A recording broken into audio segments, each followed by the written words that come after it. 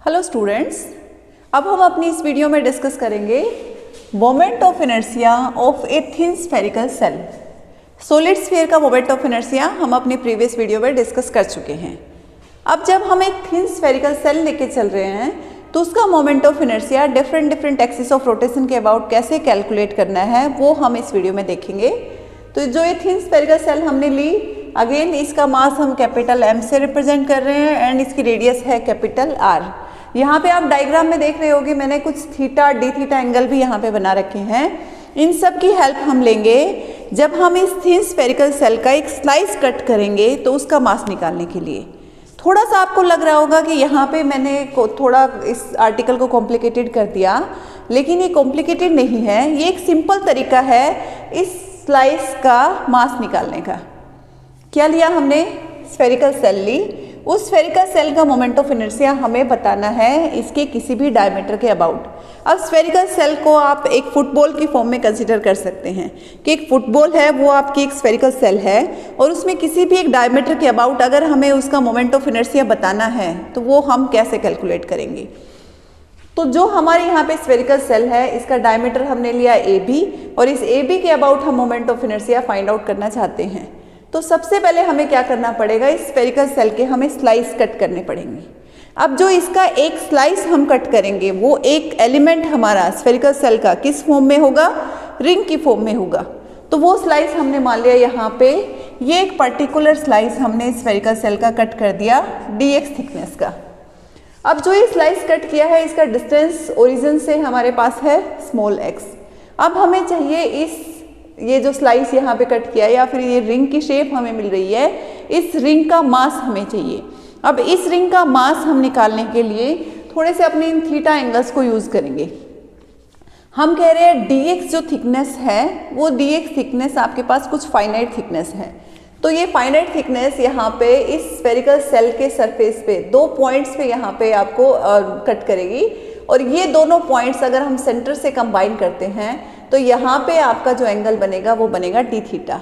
अब मैंने मान लिया कि जो AB ये डायमीटर था या AB एक्सिस थी, इस AB एक्सिस से, इस सेंट्रल एक्सिस से इस C पॉइंट का डिस्टेंस, यहाँ तक का डिस्टेंस हमारे पास है y, जिसको कि हम मान लेते हैं कि जो रिंग कट की थी उसकी रेडियस है हमारे पास। तो अब इस रिंग की ये रेडियस हो गई और इस पर्टिकुलर पॉइंट को अगर मैं सेंटर से कंबाइन कर देती हूँ तो ये वर्टिकल एक्सिस के साथ जो एंगल बना रहा है वो एंगल मेरे पास है थीटा एंगल। अब ये एंगल अगर मेरे पास थीटा एंगल है, इस पॉइंट को मैं कह देती हूँ G पॉइंट। तो ये G पॉइंट अगर मेरा यहाँ पे इस ओरिजिन पे C के साथ थीटा एंगल बना रहा है तो इसके जस्ट पैरेलल एक्सिस मेरी है CD एक्सिस। तो ये जो यहाँ पे आपका कॉर्नर है यहाँ पे भी आपका एंगल बनेगा थीटा एंगल। ठीक है, अब हम यहाँ पे स्लाइस का मास निकालना चाह रहे हैं तो उसके लिए हम क्या करेंगे, सबसे पहले हम अपना जो स्फेरिकल सेल है उसकी सरफेस डेंसिटी निकाल लेते हैं। स्फेरिकल सेल है उसका सरफेस हमारे पास आ गया, स्फेरिकल सेल है उसका सरफेस एरिया हमारे पास आ गया 4πr² एंड जैसे कि सेल का मास कैपिटल M है सो मास पर यूनिट एरिया हमारे पास आ गया m/4πr²। अब बात आती है इस स्लाइस की। इस स्लाइस के केस में देखिए हमारी जो ये y डायमेंशन है, ये y डायमेंशन अगर मैं कहती हूँ कि ये एंगल मेरा थीटा एंगल है, देखो यहाँ पे ये दोनों एक्सिस जो मेरी कट कर रही हैं वो इस एंगल को थीटा एंगल बना रही हैं। अगर मेरा ये पॉइंट है, इस पॉइंट को मैं H मान लेती हूँ तो जो आपके ट्राइंगल OCH मीन्स ट्राइंगल मेरी हो गई, यहाँ से हम कह रहे हैं ये O पॉइंट है, ये C पॉइंट है एंड ये H पॉइंट है। इस ट्राइंगल की अगर मैं बात करूँ तो इस ट्राइंगल के अंदर मेरा ये एंगल थीटा हो गया, ये जो साइड है वो साइड मेरी R के इक्वल हो गई। तो मेरी ये जो साइड है बेस Y किसके इक्वल हो जाएगा? बेस मेरा हो जाएगा R cos थीटा के इक्वल एंड ये जो परपेंडिकुलर बन रहा है यहाँ पे, ये जो परपेंडिकुलर मेरा होगा वो हो जाएगा R sin थीटा। तो हमने यहाँ पे ट्राइंगल OCH में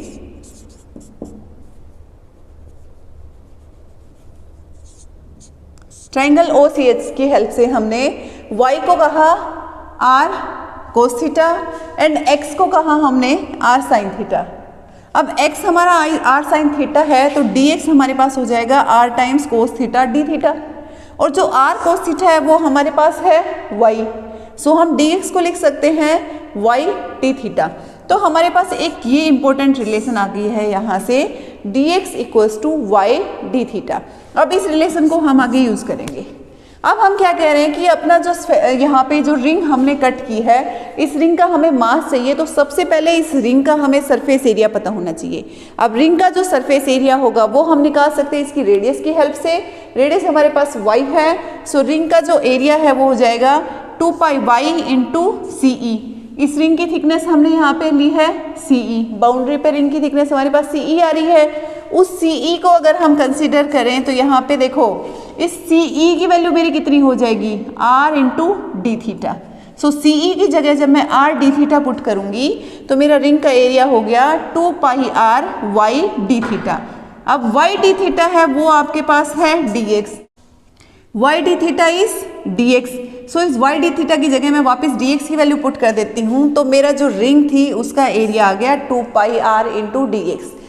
अब मेरे पास रिंग का एरिया आ गया है तो उसका मास मैं इजीली सरफेस डेंसिटी के फॉर्मूले की हेल्प से निकाल सकती हूँ।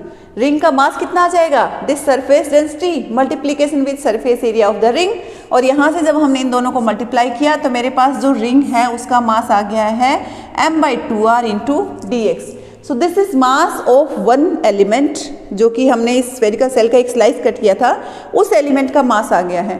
अब इस एलिमेंट का मुझे मोमेंट ऑफ इनर्शिया चाहिए, और आपके पास कोई भी एक रिंग है उसका moment of inertia about an axis which is passing through its centre of mass at perpendicular to its plane, क्या होता है हमारे पास मोमेंट ऑफ इनर्शिया होता है mr²। अब यहाँ पे आपका ये स्लाइस है, ये स्लाइस आपका ये एक रिंग की फॉर्म में है। इस रिंग के सेंटर ऑफ मास से पास हो रहा है आपका ये AB डायमीटर एंड इसके प्लेन से परपेंडिकुलर है। सो इस AB एक्सिस के अबाउट इस रिंग का मोमेंट ऑफ इनर्शिया हो जाएगा मास इंटू इसकी रेडियस का स्क्वायर। अब रिंग का मास हमारे पास ये है एंड रिंग की जो रेडियस है y की वैल्यू मेरे पास क्या आएगी, y की वैल्यू मेरे पास आएगी √ऑफ r² माइनस x², क्योंकि ये अगर y है तो ये मेरे पास r है, ये x है। पाइथागोरस थ्योरम से मैं कह सकती हूँ y² equals to r² minus x² and y equals to √ऑफ r² माइनस x²।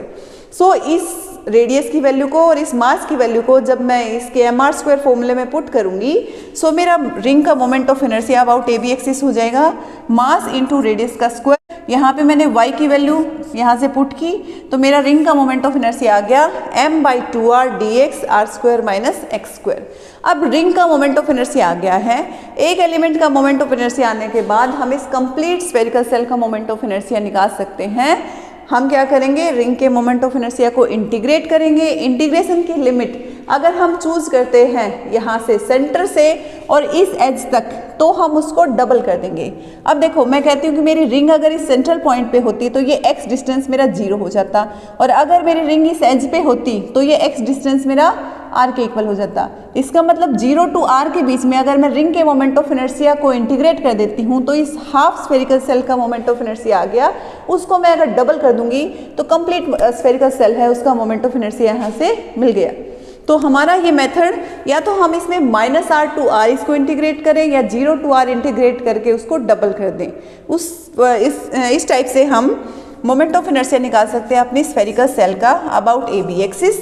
सो इस मोमेंट ऑफ इनर्शिया को हमने इंटीग्रेट किया with in limit 0 to r and इसका ट्वाइस किया। तो इसको सोल्व करने के बाद हमारे पास मोमेंट ऑफ इनर्शिया इस स्फेरिकल सेल का अबाउट इट्स डायमीटर आ रहा है 2/3 mr²। End moment of inertia solid sphere का कितना आया था, 2/5 mr²। तो अगर हम सेम मास का एंड सेम रेडियस का एक सॉलिड स्फीयर लेते हैं एंड एक अगर हम स्फेरिकल सेल लेते हैं तो दोनों के डायमीटर के अबाउट जो मोमेंट ऑफ इनर्शिया है उसमें जो स्फेरिकल सेल है उसका मोमेंट ऑफ इनर्शिया ज़्यादा होगा as compare to the solid sphere. अब नेक्स्ट हमारे पास आता है moment of inertia of the spherical shell about a tangent. हम कह दें कि स्फेरिकल सेल का हमने कोई एक टेंजेंट ड्रॉ किया और इस टेंजेंट के अबाउट हमें मोमेंट ऑफ इनर्शिया निकालना है। तो यहाँ पे जो एक टेंजेंट है ये इसके डायमीटर के जस्ट पैरेलल है और हम theorem of parallel axis apply कर सकते हैं। So from theorem of parallel axis we can write moment of inertia about a tangent equals to moment of inertia about this parallel axis, जो कि यहाँ पे डायमीटर बन रहा है, plus mass into square of distance between these two parallel axis. So I T हमारे पास हो जाएगा I A B plus M R square, और ये टोटल हम जब यहाँ पे इनकी वैल्यूज पुट करके सम करेंगे तो आई टी हमारे पास आएगा 5/3 M R square. So this is moment of inertia of spherical shell about its tangent. अब किसी भी डायमीटर के अबाउट moment of inertia 2/3 M R square होता है स्फेरिकल सेल का, तो स्फेरिकल सेल का कहीं पे भी हम टेंजेंट ले ले, हर केस में मोमेंट ऑफ इनर्शिया हमारे पास 5/3 एम आर स्क्वायर ही आएगा। अब यहाँ पे जो स्फेरिकल सेल है उसके मोमेंट ऑफ इनर्शिया की हेल्प से हम सॉलिड स्फीयर का मोमेंट ऑफ इनर्शिया भी निकाल सकते हैं। कैसे, ये अब हम उसको देखते हैं। लास्ट वीडियो में हमने डिस्कस किया था सॉलिड स्फीयर का मोमेंट ऑफ इनर्शिया, जहाँ पे हमने सॉलिड स्फीयर को स्लाइसिस में कट किया था और एक स्लाइस हमारा एक डिस्क की फॉर्म में बन रहा था। अब हम क्या करेंगे, इस सॉलिड स्फीयर का मोमेंट ऑफ इनर्शिया निकालना है हमें अबाउट इट्स डायमीटर।